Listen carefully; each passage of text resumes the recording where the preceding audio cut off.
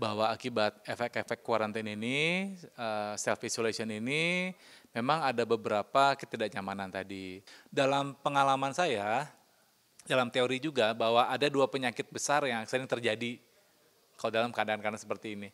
Yang pertama adalah depresi, ya, yang kedua cemas. Jadi dua-duanya ini adalah bentuk gangguan mood atau gangguan perasaan.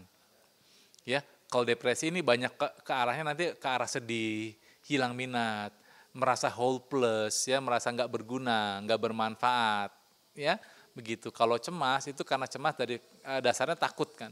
Jadi nanti ketakutan, gimana kalau saya tertular, gimana kalau keluarga saya misalnya tertular, nanti siapa yang ngurus, gimana kalau saya nanti meninggal, siapa yang ngurus, wah macam-macam. Ya, jadi perlu diperhatikan gejala-gejalanya seperti apa. Gejala-gejala memang kedua ini tidak selalu berhubungan dengan emosi. Ya, mostly kebanyakan itu fisik. Yang paling sering adalah insomnia atau gangguan tidur. Jadi kalau Anda sudah mengalami gejala-gejala gangguan tidur, ya bisa sering terbangun atau tidak tidur sama sekali. Orang Sunda nyariosna lilir ya, atau nyilek katanya begitu. Nah itu Anda harus sudah tanda-tanda. Berarti ada sesuatu yang nggak nyaman untuk Anda. Ya, yang selain itu adalah tadi keluhan-keluhan fisik yang lain, nyeri lambung yang sering, ya jantung berdebar dan yang lain-lain. Nah, keluhan-keluhan emosi sendiri, ya kalau namanya depresi ini banyak sedihnya. Nah, sedihnya bagaimana? Sedihnya berterus-terusan, steady ya. Misalnya dalam seminggu terus-terusan nggak bisa ada perbaikan, nah itu sudah harus ada pengobatan. Ya, kalau cemas karena ketakutan, dia selalu ketakutan tiap hari, gelisah. Tidak bisa diam ya, apalagi namanya itu ya, merasa seperti ini, kalau peribahasa itu seperti telur di ujung tanduk katanya. Jadi kesini salah, kesitu salah, kesana salah. Nah kalau Anda sudah merasakan gejala-gejala yang mengganggu seperti itu, artinya Anda butuh ada intervensi, ya gitu. Anda bisa lihat sekarang kalau Anda memang masih takut ke rumah sakit, kan takut tertular, Anda bisa browsing dulu. Karena ada beberapa platform online juga yang memberikan konseling gratis online. Ya termasuk dari pusat sendiri, dari PDSKJI, ya Perhimpunan Dokter Spesialis Kedokteran Jiwa Indonesia juga memberikan konseling gratis sebenarnya di sosial medianya. Jadi Anda bisa kunjungi. Jadi nggak perlu takut, nggak perlu bingung, kunjungi saja. Kenapa? Karena sekali lagi bahwa kesehatan jiwa itu sama pentingnya dengan kesehatan fisik.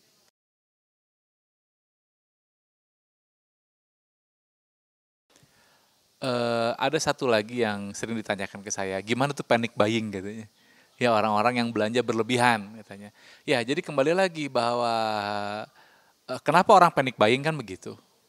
Ya, kenapa mereka membeli barang-barang berlebihan, tidak sesuai dengan kebutuhannya. Kita kembalikan lagi bahwa prinsip namanya manusia itu kan butuh kepastian. Ya namanya manusia butuh kepastian, apalagi sehari-hari. Ya contoh yang kerja misalnya sebagai PNS atau sebagai karyawan ya swasta, itu kan selalu ada kepastian. Oke, tanggal sekian dapat gaji. Otak mereka tenang. Nah, di saat pandemi ini yang seperti itu jadi tidak jelas. Ya, tidak tahu kapan. Ya. Nah, itu yang bikin orang-orang jadi cemas. Nah, termasuk dengan panic buying tadi. Kenapa mereka beli berlebihan? Karena mereka ketakutan. Kedepannya seperti apa? Ya, di otak mereka, jangan-jangan kalau gimana kalau? Nah itu. Ya ketika mereka berpersepsi seperti itu, maka bayangan mereka adalah mereka nggak punya beras kali, nggak punya makanan ya, nanti karena harus ditutup semuanya. Padahal mungkin nggak akan seperti itu gitu loh. Tapi karena mereka sudah berpikir disebutnya catastrophic thinking ya, jadi mereka sudah berpikir 10 tahun ke depan, mungkin 5 tahun ke depan, ya belum tentu terjadi, udah kesel sendiri gitu. Cang tantos terjantan tapi geus kehel sorangan gitu. Ya itu kan sesuatu yang tidak baik juga buat tubuh Anda. Kenapa? Karena dengan begitu berarti Anda mengaktifkan amigdala tadi. Ya, amigdala adalah suatu organ di otak yang bikin Anda berhubungan dengan kecemasan. Ya, Anda nanti jadi nggak enak, nggak nyaman juga gitu. Jadi tetap belanja mah seperlunya saja. Oke, dan faktanya memang sekarang tetap kan tempat belanja buka, ya supermarket buka, pasar buka. Jadi nggak usah takut. Dan lagi pula pemerintah juga sudah menjamin gitu bahwa kebutuhan sehari-hari sudah tercukupi gitu mudah-mudahan. Ya, jadi sekali lagi bahwa kita persepsi lagi tadi. Kalau kita persepsinya selalu khawatir, selalu jangan-jangan kalau-kalau apa namanya itu engke kumaha ya. Nanti gimana ya. Coba sekarang pikir dengan kumaha engke gitu. Kadang-kadang kita boleh pakai itu gitu. Karena kalau terus nanti engke kumaha, nanti gimana? Capek. Otot kita jadi tegang, bukan rileks.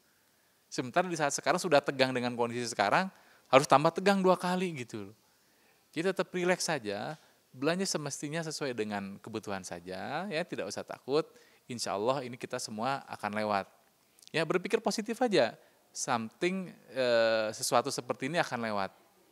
Ya hanya saja istilahnya kalau bahasa naik pesawat harus brace for impact. Jadi kita harus siap dengan benturan-benturan yang ada. Tapi nanti akan sampai. Insya Allah akan sampai dalam keadaan